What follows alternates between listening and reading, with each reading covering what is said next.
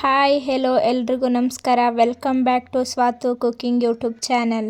ಇವತ್ತಿನ ರೆಸಿಪಿನಲ್ಲಿ ಯಾವುದೇ ರೀತಿ ಓವನ್ ಆಗಲಿ ಅಥವಾ ಮೊಟ್ಟೆ ಆಗಲಿ ಏನೂ ಬಳಸದೆ ಕೇವಲ 6ರಿಂದ 7 ಇಂಗ್ರೀಡಿಯೆಂಟ್ಸ್ ಹಾಕಿ ಮನೆಯಲ್ಲೇ ಈಸಿಯಾಗಿ ಕ್ವಿಕ್ಕಾಗಿ ಚಾಕ್ಲೇಟ್ ಕೇಕ್ ಮಾಡೋದು ಹೇಗೆ ಅಂತ ತೋರಿಸ್ತೀನಿ ಬನ್ನಿ. ಮೊದಲಿಗೆ ಏನೇನು ಇಂಗ್ರೀಡಿಯೆಂಟ್ಸ್ ಬೇಕು ಅಂತ ನೋಡ್ಕೊಂಡು ಬರೋಣವಾ. ನಾನಿಲ್ಲಿ 3/4 ಕಪ್ಪಷ್ಟು ಮೈದಾ ಹಿಟ್ಟು ತಗೊಂಡಿದ್ದೀನಿ. ನಿಮಗೆ ಮೈದಾ ಹಿಟ್ಟು ಬೇಡ ಅಂತ ಅಂದರೆ ಗೋಧಿ ಹಿಟ್ಟನ್ನು ಕೂಡ ತಗೊಳ್ಬೋದು. ಹಾಗೆ ಅರ್ಧ ಕಪ್ಪಷ್ಟು ಸಕ್ಕರೆ, 1/4 ಕಪ್ಪಷ್ಟು ಕೋಕೋ ಪೌಡರ್ ತಗೊಂಡಿದ್ದೀನಿ. ಹಾಗೆ ನಾನಿಲ್ಲಿ 1/4 ಕಪ್ಪಷ್ಟು ಹಾಲು, ಹಾಗೆ ಅರ್ಧ ಕಪ್ಪಷ್ಟು ಅಡಿಗೆ ಎಣ್ಣೆ ತಗೊಂಡಿದ್ದೀನಿ.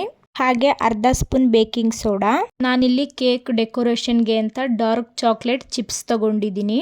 ಕೇಕ್ ಎಲ್ಲ ರೆಡಿ ಆದಮೇಲೆ ಕೇಕ್ ಮೇಲೆ ಡೈರಿ ಮಿಲ್ಕ್ನ ಮೆಲ್ಟ್ ಮಾಡಿ ಹಾಕೊಳ್ಳೋದಕ್ಕೆ ಅಂತ 20 ರೂಪೀಸ್ದು ಡೈರಿ ಮಿಲ್ಕ್ ತಗೊಂಡಿದ್ದೀನಿ. ಇಷ್ಟು ಇಂಗ್ರೀಡಿಯೆಂಟ್ಸ್ ತಗೊಂಡಾದ್ಮೇಲೆ ಒಂದು ಪಾತ್ರೆಗೆ ತಗೊಂಡಿರುವಂತಹ 3/4 ಕಪ್ಪಷ್ಟು ಮೈದಾ ಹಿಟ್ಟು, ಹಾಗೆ 1/4 ಕಪ್ಪಷ್ಟು ಕೋಕೋ ಪೌಡರ್ನ ಹಾಕೊಳ್ಳಿ. ಹಾಗೆ ಅರ್ಧ ಕಪ್ಪಷ್ಟು ಸಕ್ಕರೆ, ಹಾಗೆ ಒಂದು ಅರ್ಧ ಟೇಬಲ್ ಸ್ಪೂನಷ್ಟು ಬೇಕಿಂಗ್ ಸೋಡಾ, ಹಾಗೆ ಅರ್ಧ ಟೇಬಲ್ ಸ್ಪೂನಷ್ಟು ಬೇಕಿಂಗ್ ಪೌಡರು, ಹಾಗೆ ಅರ್ಧ ಕಪ್ಪಷ್ಟು ಎಣ್ಣೆ ಹಾಗೂ 1/4 ಕಪ್ಪಷ್ಟು ಹಾಲು ಹಾಕೊಂಡು ಚೆನ್ನಾಗಿ ಮಿಕ್ಸ್ ಮಾಡ್ಕೊಳ್ಳಿ. ಸ್ವಲ್ಪ ಕೂಡ ಗಂಟಾಗದೇ ಇರೋ ಥರ ಚೆನ್ನಾಗಿ ಮಿಕ್ಸ್ ಮಾಡ್ಕೊಳ್ಳಿ. ನೋಡಿ, ನಾನು ಈ ಥರ ಚೆನ್ನಾಗಿ ಮಿಕ್ಸ್ ಮಾಡಿ ಇಟ್ಕೊಂಡಿದ್ದೀನಿ. ಸ್ವಲ್ಪನೂ ಕೂಡ ಗಂಟಿಲ್ಲ. ನೋಡಿ, ಈ ಥರ ಥಿಕ್ನೆಸ್ಸಲ್ಲಿದ್ದರೆ ಸಾಕು. ನಂತರ ಒಂದು ಬೌಲ್ಗೆ ನಿಮ್ಮ ಹತ್ರ ಬಟರ್ ಪೇಪರ್ ಇದ್ದರೆ ಬಟರ್ ಪೇಪರ್ ಹಾಕ್ಕೊಳ್ಳಿ, ಅಥವಾ ಬಟರ್ ಪೇಪರ್ ಇಲ್ಲದೆ ಇದ್ದರೆ ಈ ಥರ ಒಂದು ಸ್ವಲ್ಪ ಎಣ್ಣೆ ಹಾಕ್ಕೊಂಡು ಚೆನ್ನಾಗಿ ಬೌಲ್ಗೆ ಸ್ಪ್ರೆಡ್ ಮಾಡಿ ಆಯಲ್ ಎಲ್ಲ ಸ್ಪ್ರೆಡ್ ಆದಮೇಲೆ ನಾನಿಲ್ಲಿ ಸ್ವಲ್ಪ ಮೈದಾ ಹಿಟ್ಟು ಹಾಕ್ಕೊಂಡು ಚೆನ್ನಾಗಿ ಇದನ್ನು ಸ್ಪ್ರೆಡ್ ಮಾಡ್ಕೊಳ್ತಾ ಇದ್ದೀನಿ. ನಂತರ ಎಣ್ಣೆ ಹಾಗೂ ಮೈದಾ ಹಿಟ್ಟು ಸ್ಪ್ರೆಡ್ ಮಾಡಿ ಇಟ್ಕೊಂಡಿರುವಂತಹ ಬೌಲ್ಗೆ ಕೇಕ್ ಬ್ಯಾಟರ್ ಹಾಕ್ತಾ ಇದ್ದೀನಿ. ನಂತರ ಗ್ಯಾಸ್ ಆನ್ ಮಾಡಿ ಯಾವುದಾದ್ರೂ ಹಳೆ ಪಾತ್ರೆ ಅಥವಾ ಕುಕ್ಕರ್ನ ಬಿಸಿಗಿಕ್ಕಿ ಅದಕ್ಕೆ 3 ಟೇಬಲ್ ಸ್ಪೂನಷ್ಟು ಉಪ್ಪು ಹಾಕ್ಕೊಳ್ತಾ ಇದ್ದೀನಿ. ಕುಕ್ಕರ್ಗೆ ಉಪ್ಪೆಲ್ಲ ಹಾಕಾದ್ಮೇಲೆ ನಾನಿಲ್ಲಿ ಕುಕ್ಕರ್ ಒಳಗಡೆ ಒಂದು ಚಿಕ್ಕ ಬೌಲ್ ಇಡ್ತಾ ಇದ್ದೀನಿ. ನಂತರ ಕುಕ್ಕರು ಒಂದು 10 ಮಿನಿಟ್ಸ್ ಬಿಸಿಯಾದ ನಂತರ ನಾನಿಲ್ಲಿ ಕೇಕ್ ಬ್ಯಾಟರ್ನ ಇಡ್ತಾ ಇದ್ದೀನಿ. ಕೇಕ್ ಬ್ಯಾಟರ್ ಎಲ್ಲ ಇಟ್ಟಿದ ನಂತರ ನಾನಿಲ್ಲಿ ಕುಕ್ಕರ್ ಬೆರಟ ರಿಮೂವ್ ಮಾಡಿ ಮುಚ್ತಾ ಇದ್ದೀನಿ ಕುಕ್ಕರ್ನ.